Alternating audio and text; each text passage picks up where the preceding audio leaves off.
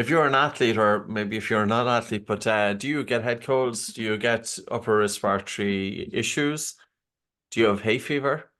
Do you have problems sometimes with your lungs? Like, for example, if you have a cold on your chest, if you're coughing, or do you get exercise-induced bronchoconstriction? So the only reason I speak about this is because I'm joined with James, and we were going to put off a podcast, because James has a pretty bad head cold. And when you have a bad head cold, of course, it's not just going to affect your nose, it can actually travel down to your lungs, and it was going to impact his ability to talk. So I just thought maybe we might just use this to our advantage. So if you're prone to colds and head colds, if you're prone to respiratory issues, say, for example, you go out for a long run and the following day you've got a problem with your lungs, listen to this, because I will give you a very simple 10-minute tool that I've been using for about 22 years across hundreds and hundreds of people. And we also use this. I use this, for example, with COVID, etc. James, before we start, in terms of I teaching you the practical, you're based in London, just a little bit of background, and then we'll kick off. And there's your first cough. So Yeah, people I feel know like it's genuine.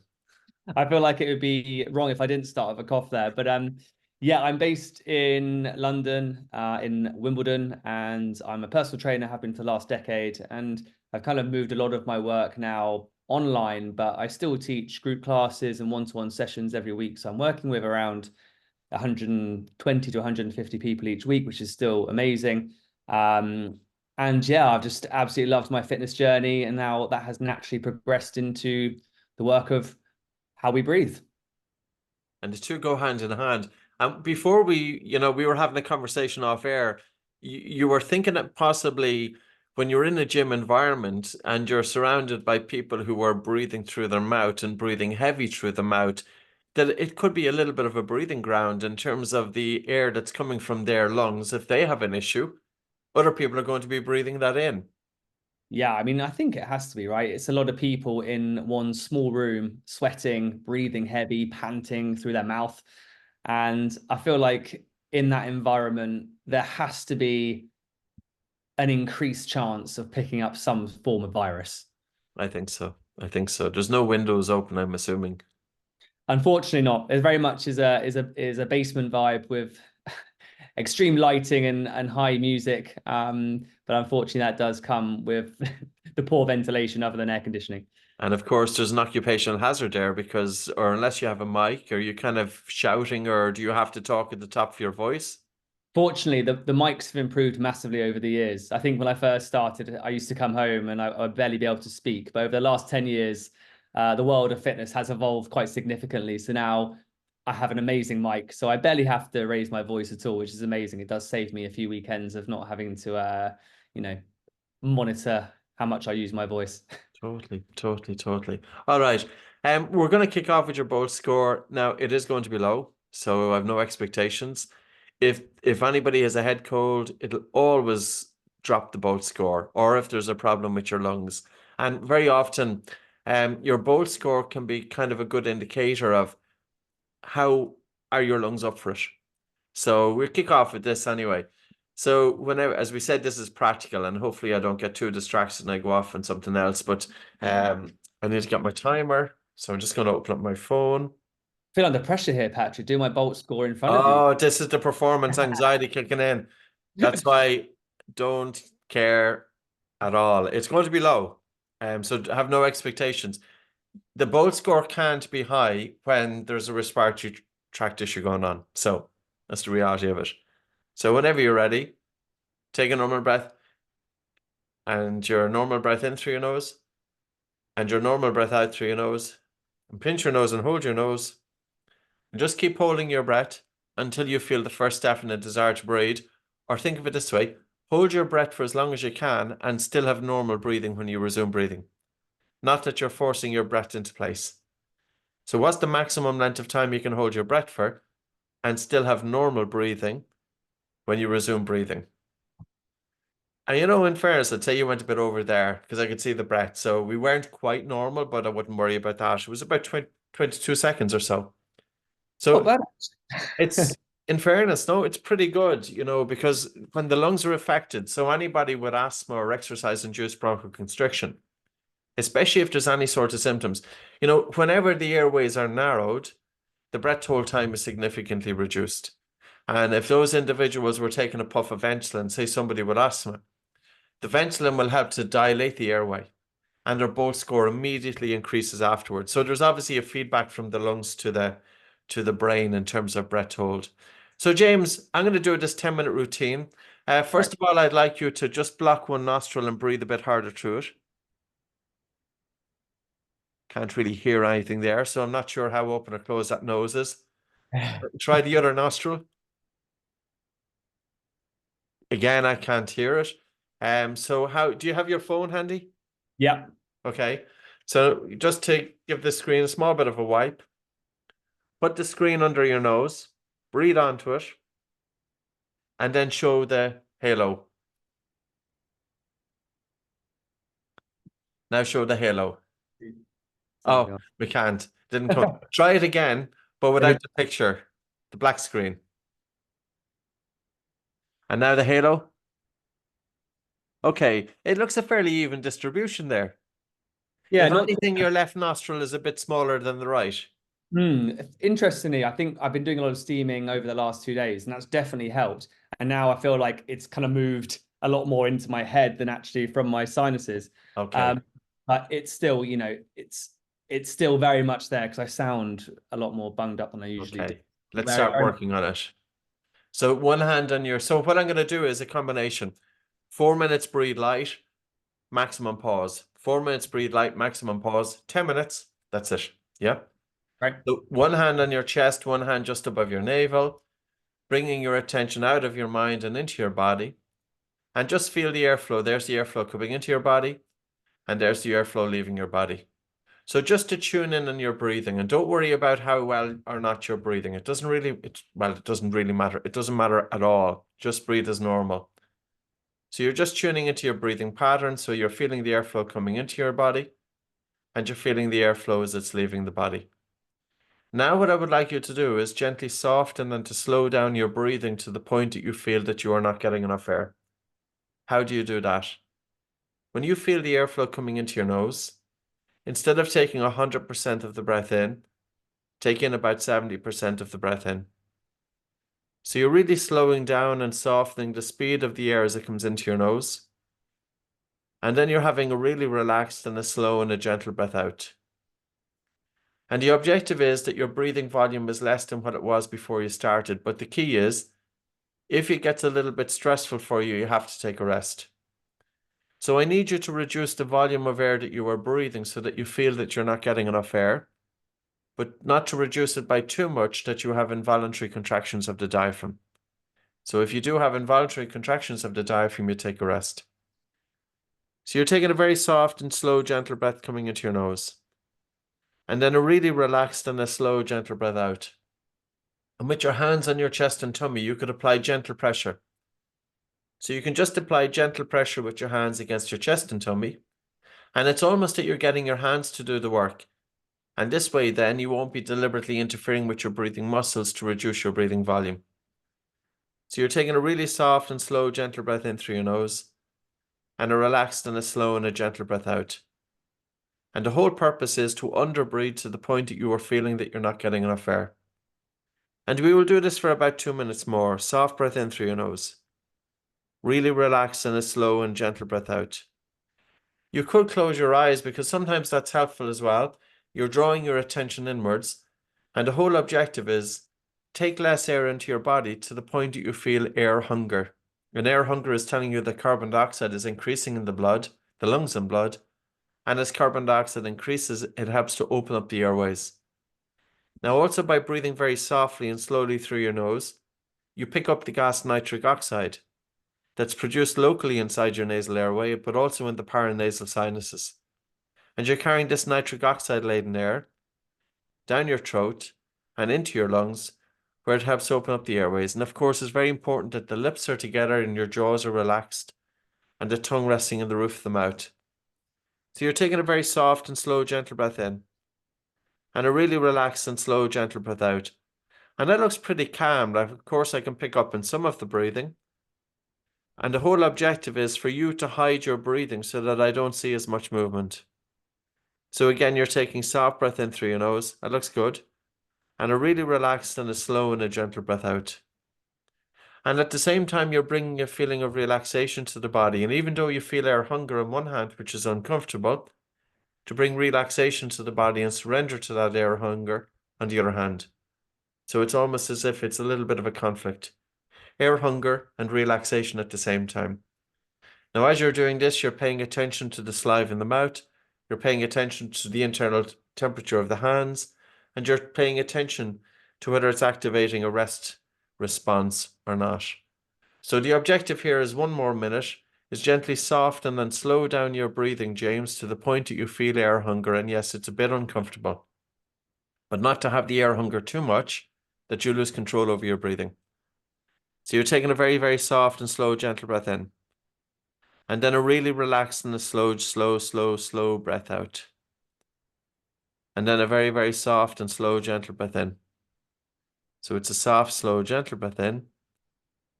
And it's a really relaxed and a slow and a gentle breath out. And you're softening and slowing down your breathing to the point that you feel that you're not getting enough air. We take a rest at that. So now you can take a rest and just have normal breathing for a couple of breaths. By the way, did you feel air hunger there? Yeah, I maintained air hunger pretty much Excellent. all the way Great, through. great, great. I think it's quite hard sometimes because you can kind of feel an involuntary movement in Then your the air diaphragm. hunger. Yeah, it's This is the key. And you know, it's kind of normal. So if you feel that, if you feel it's a bit too much, just take a little bit of a rest and then come back to it. I think the So best way to describe that feeling is almost like a bumpy breath. It kind yeah, of and you know what? Once you have a bumpy breath, the air hunger is gone just a tad. But wouldn't worry about getting it perfect. It's just gently working with it anyway. So I don't want you to talk too much. I'm going to have you do a maximum pause. So now whenever you're ready, take a normal breath in through your nose, out through your nose, pinch your nose and hold your nose. Sway holding your breath as long as you can. Sway holding your breath. I know this sounds a little bit weird. This is your stressor. So now you're continuously holding your breath to the point that you feel that you can't hold your breath for any more. But the main thing is to breathe in through your nose at the end. For anybody trying this, if you have panic disorder, anxiety, go very, very easy with it.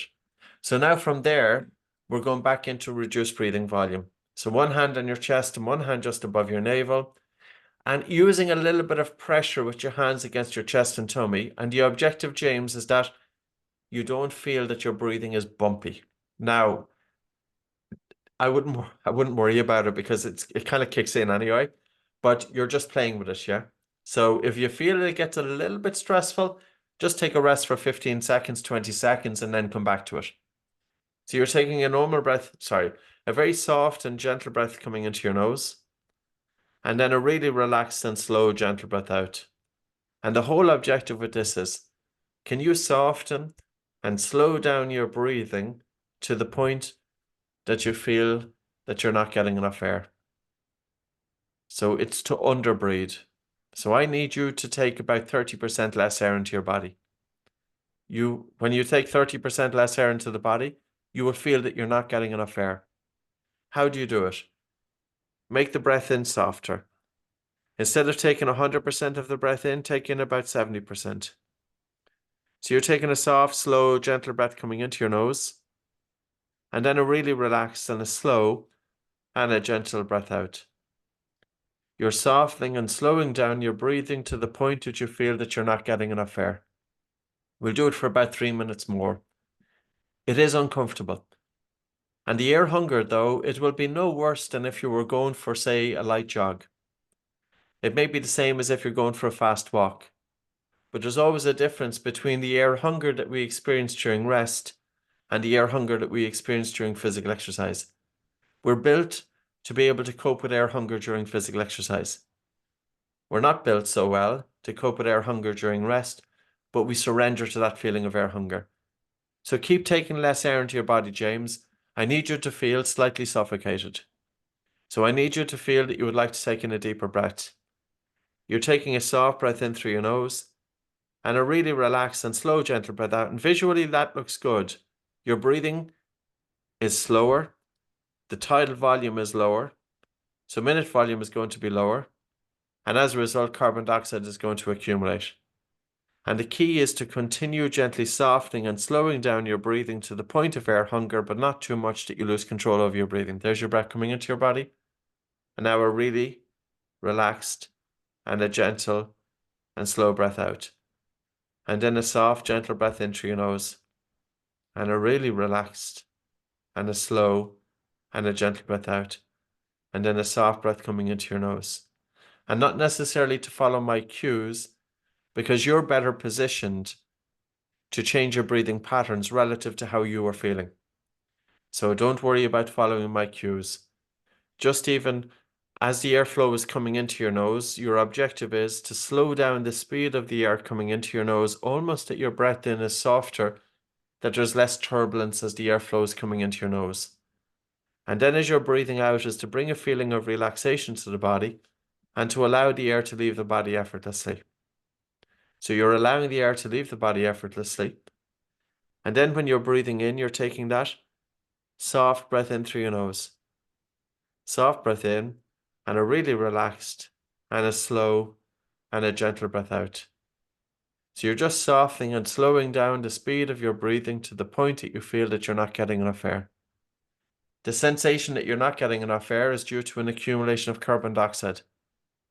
As carbon dioxide increases in your lungs and blood, it will help open up your airways, but it will also help open up your blood vessels, and it will also increase oxygen delivery throughout the body, and it can help to stimulate the vagus nerve. If there's increased watery saliva in the mouth, you know it's activated the digest response.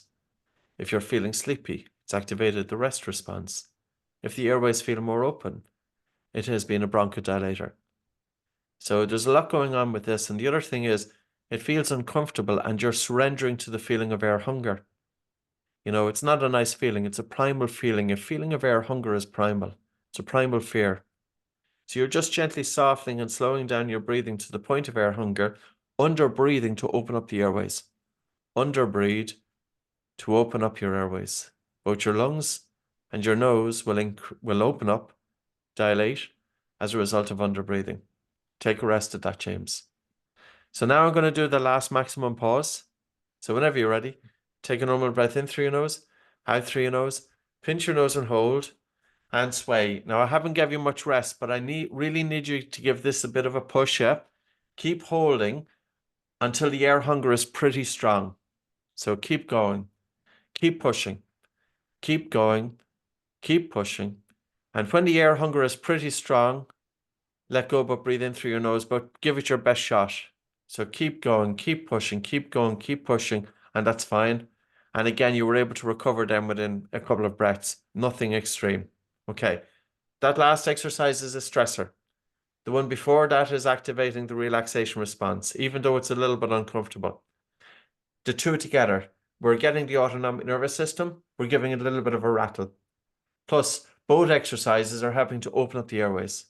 Okay, so that's pretty much it. Now, how might you know if it's getting easier for you? Well, is there any sort of change in your nose in terms of breathing? Definitely for me, it's Getting freer. for sure. Just you can tell because you can feel more airflow, warmer air through the nostrils straight away. But previously, I couldn't really feel an awful lot of airflow, warm air through the nostrils at all. So I can definitely feel that's opened up the airways. Okay, great. And don't just take James' word for it or mine. I could be making it all up. So, for example, the only way to find it out is put it into practice. The next time, if you have a head cold, if you have hay fever, if you're after going for a long run or a cycle, and you have cyclist cough or exercise-induced bronchoconstriction, well, of course, that's post-physical exercise. But if you have an issue with your lungs, try that and drop it into comments and let James know as well. So James can be found from London Fitness Sky. So That's it. Both on that's YouTube and it. Instagram. Yeah, it's really interesting doing the breathing because for me, I actually find when I do a 4 minute steady breathing, I find it really hard to maintain for 4 minutes, and I find myself having to take a bit of a break, come back to it. But I think I'm now understanding that that is okay. I don't have to go for the full 4 minutes without, almost realigning mentally to be able to do it for that long. Yeah, it's normal. It's, you know, this is a tricky breathing exercise. It's so much easier to say to somebody, breathe in for 5 seconds and out for 5 seconds. And, you know, even with that, how are people doing it? I was just watching a video at the weekend and the person was breathing through her mouth doing it. And I could hear her breathing. So even though she was breathing 5 in and 5 out, it was likely that she was hyperventilating. With Mm. this exercise, it's tricky. You have a conflict. You've got reduced volume breathing, which is creating air hunger, and you want to do it with relaxation. And it's the sweet point.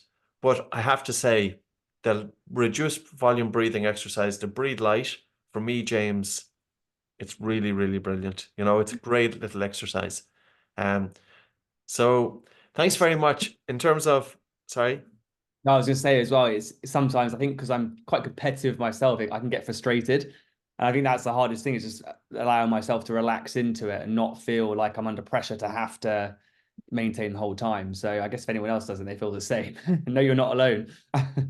No, do you know what? And for sure, and sometimes people want to get out absolutely everything perfect. You're not going to get this perfect because again, there's a conflict. You know, you're feeling air hunger. And the other thing is like if we went into a gym and we asked people to practice that, and if they felt air hunger, what do they think? What do you think that they would put the air hunger to? A drop in Probably drop in. oxygen. Yeah. And it's not, you know, so teasing it out, I think theoretically when you understand what's going on behind it, and also when you're doing the nose and blocking exercise, well, this is the maximum pause. It's not just going to help open up your nose, but also helping up the lungs. And even with that few minutes that we did, what it's doing to the autonomic nervous system, relaxation, but stress can be good too once it's a controlled stress. Hmm. Right. It's an unbelievable thing when you do it Sure. wrong. And what I would say is if people have issues with their lungs, and if you want to say, for example, your lungs or your head cold or whatever, now this doesn't replace medical advice. It doesn't replace your medication. Um, but practice it and practice it along what you're doing. And do that 10-minute routine 3 times daily. Don't do it after food. Don't do it if you're pregnant, if you have any kind of serious medical conditions, panic disorder, anxiety, high blood pressure, don't do the long maximum pauses. Um, you know, it's always important to listen to the body. So I'll leave it there. James, thanks very much. Thank you, Patrick. That was awesome.